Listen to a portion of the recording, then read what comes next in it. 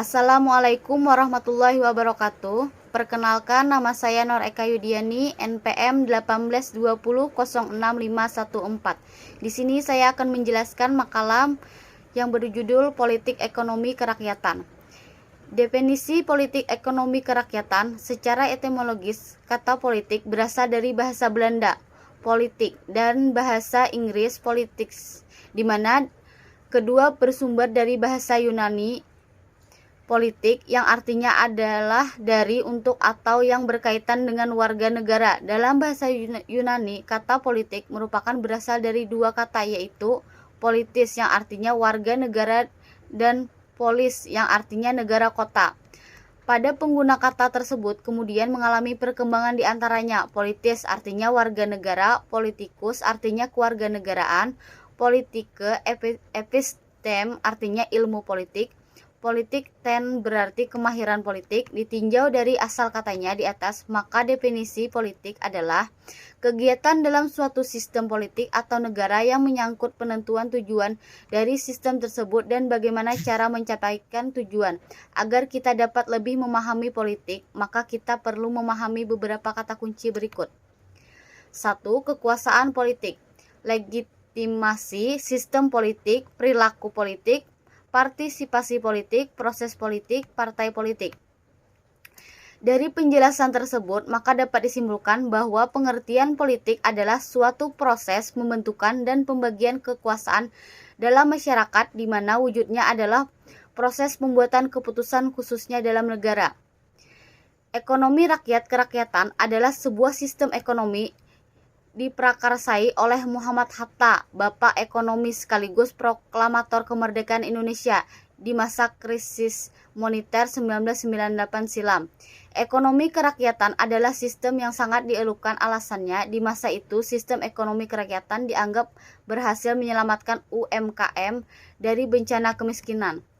Ekonomi rakyat adalah suatu proses pengelolaan usaha secara mandiri dan kolaboratif oleh kelompok-kelompok masyarakat. Menurut pasal 33 Undang-Undang Dasar 1945, pengertian sistem ekonomi rakyat merupakan suatu sistem guna mewujudkan kedaulatan masyarakat di bidang ekonomi. Sementara itu, menurut International Labour Organization atau bisa disingkat dengan ILO, pengertian ekonomi kerakyatan adalah sistem ekonomi tradisional yang dilakukan masyarakat lokal untuk mempertahankan keduanya. Masyarakat lokal di sini maksudnya adalah masyarakat dengan aktivitas ekonomi sederhana seperti pedagang kecil dan UMKM.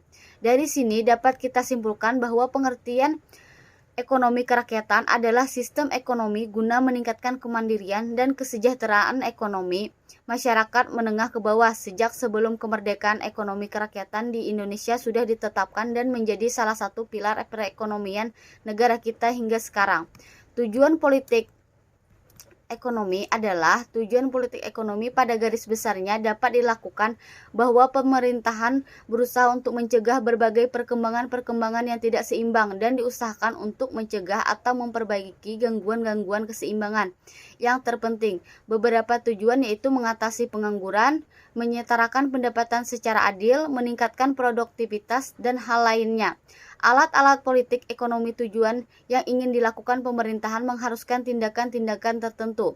Tindakan tersebut dapat kita namakan alat-alat daripada politik ekonomi. Contoh alat-alat tersebut misalnya peraturan-peraturan dan larangan-larangan dan subsidi-subsidi pajak. Di samping itu, pemerintahan dalam keadaan tertentu dapat juga mempengaruhi proses ekonomi disebabkan oleh karena sebagian produksi dipegang oleh pemerintahan sendiri. Ekonomi kerakyatan dalam negara Pancasila, contohnya ekonomi kerakyatan merupakan sistem ekonomi yang seharusnya dianut secara murni oleh Indonesia, sebab dalam undang-undang telah diamanatkan dalam pasal 33 Undang-Undang Dasar 1945 yang berbunyi perekonomian disusun sebagai usaha bersama berdasarkan atas asas kekeluargaan. Bumi dan air dan kekayaan alam yang terkandung di dalam dikuasai oleh negara dan dipergunakan untuk sebesar-besarnya kemakmuran rakyat.